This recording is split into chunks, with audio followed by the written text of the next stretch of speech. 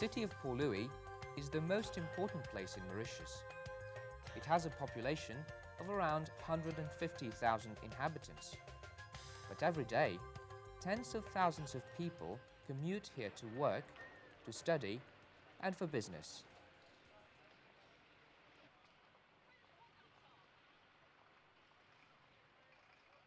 Situated in the northwest of Mauritius, Port Louis is the smallest district of the island, covering 42.7 square kilometers. It is, however, the biggest town on the island and the busiest commercial, administrative, and business center.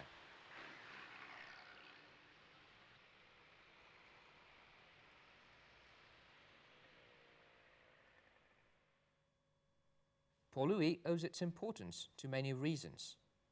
Many activities flourish in Port Louis because of its harbour. In fact, it is the only harbour on the island and one of the best in the Indian Ocean region.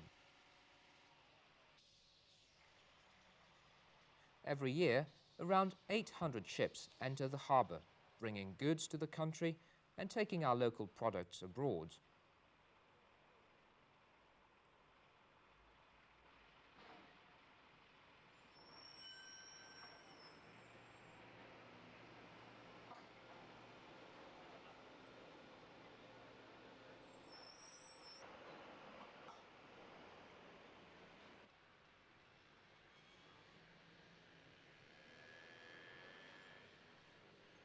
Port Louis is the capital of Mauritius and the seat of government. The construction of the government house started under the French governor, Maï de la Bourdonnais.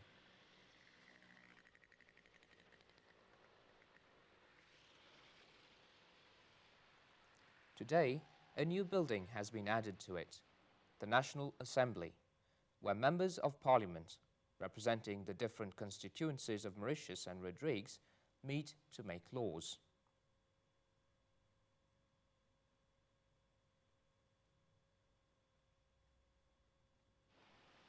The Government House is one of the oldest buildings in Port Louis.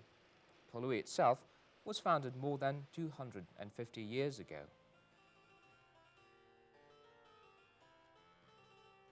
At that time, Mauritius was a French colony and was known as Île-de-France. The French first used Grand Port as the main harbour for the island, as did the Dutch before them.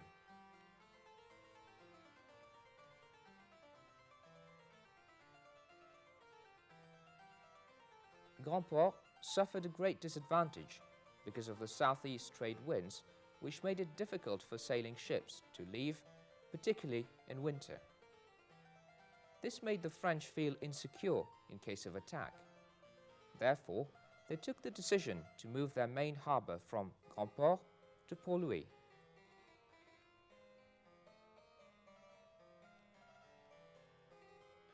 It is believed that Port Louis bears its name from a port in France where many seamen left for Mauritius.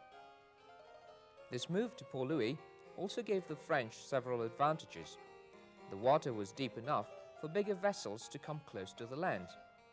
The entrance to the harbour was safe, and the southeast trade winds allowed ships to leave the harbour easily.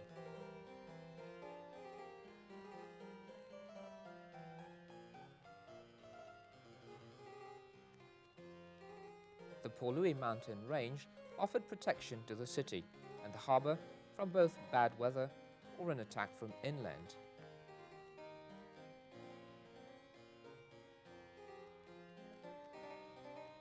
Port Louis had flat land for building a settlement. In 1735, Maï de la Bourdonnais became governor of Île-de-France. The task of building Port Louis was entrusted to him. When he arrived in Port Louis, most of the area was covered with dense forest, with only a few scattered huts. The forests were cleared to construct roads and buildings, and a few of the original paved streets still exist in Port Louis today.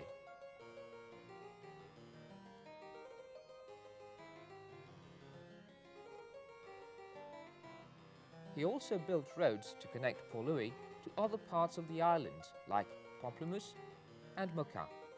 These roads were used for carrying timber to Port Louis. At the harbour, he built warehouses, stores, and a hospital. The hospital building still exists today and is found near the central post office, where it is used as offices.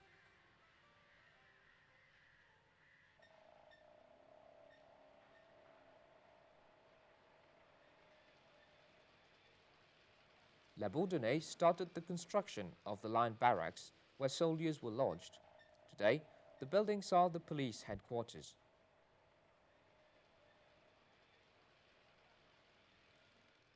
La Bourdonnais and other French governors had to defend the island and Port Louis, in particular, against attack, and to do this, they built fortifications. Many of these can still be found today, like the Batterie on the hill at the mouth of Grand River Northwest.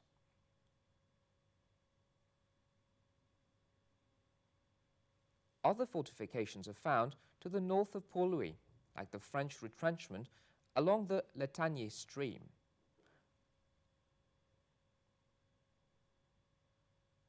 The Champ de Mars was used to train soldiers. Today, the Champ de Mars is best known as a race course. Horse racing was introduced by the British, and in particular by Colonel Draper. The Champ de Mars is also used for other national observances, such as the flag-raising ceremony for Republic Day.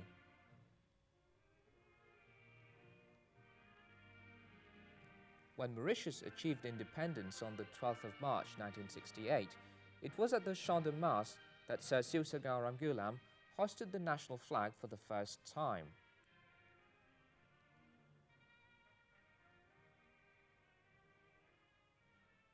The English governor, Nicolet, built Fort Adelaide, also known as the Citadel, in order to protect his administration against a possible revolt of planters who were against the abolition of slavery. Fortunately, there were no such revolts. Today, the Citadel is used for the organization of shows and trade fairs.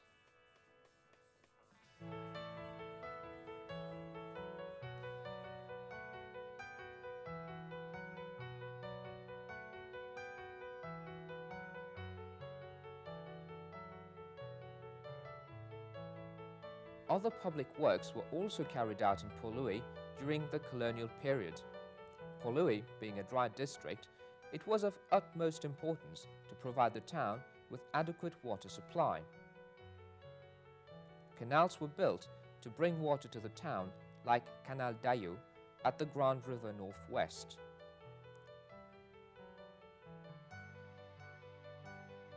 These canals supplied water to several fountains built in different parts of Port Louis.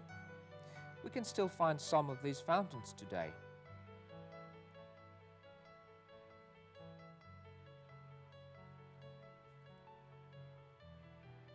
The Chien de Plomb was built for supplying water to ships. The water from these canals was later found to be unfit for domestic use. Consequently, Port Louis was and is still supplied with water from Grand River Northwest. The water is distributed after being filtered and chlorinated.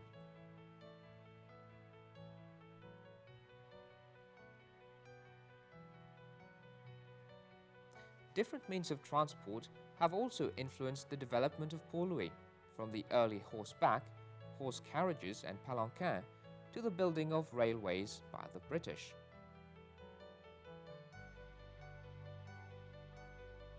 The railways were closed down in the early 1960s for economic reasons. The central railway station was situated at Victoria Square, used today as a taxi stand and a bus terminal.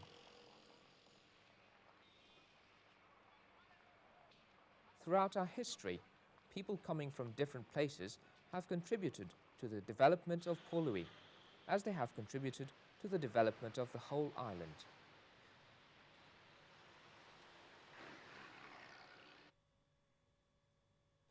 Many places in Port Louis bear evidence of this development. People of different cultures have contributed to the building of Port Louis.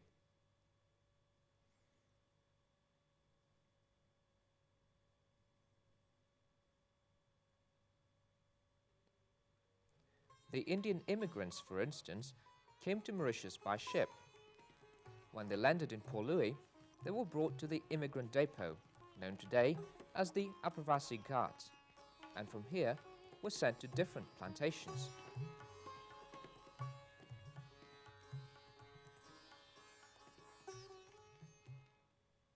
At a certain period of time, there were epidemics like malaria and cholera in Mauritius. Port Louis was very much affected. Many people left and went to live on the Central Plateau, where there was less risk of contracting the disease.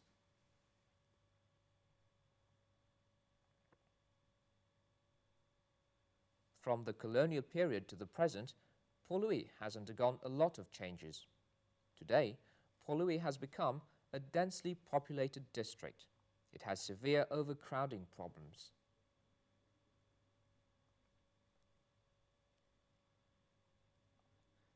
We can see houses being built wherever it is possible, up the lower slopes of the ring of mountains that encircle Port Louis to the east.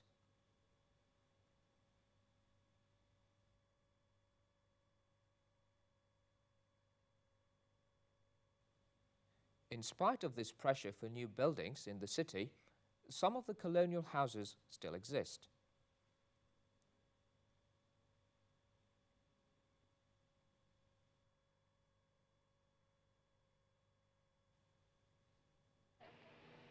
Port Louis provides basic services such as schools, hospitals, shops,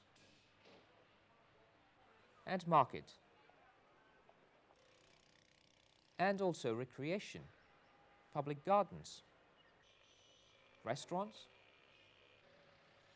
theatre, and a museum.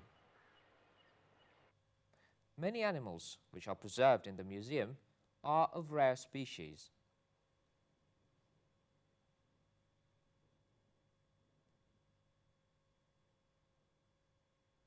So, Port Louis has played a very important role in the history of Mauritius and continues to be the major centre.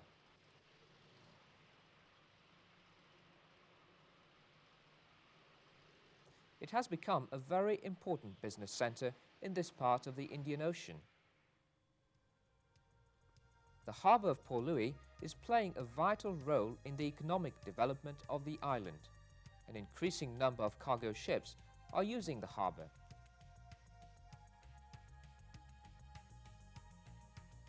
A new fishing port has been built at Trou-Fanfaron, which will help towards the development of our fishing industry.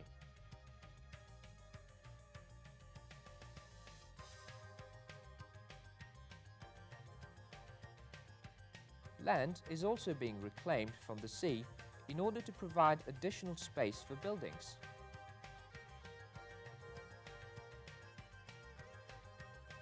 More and more skyscrapers are rising from the ruins of old buildings.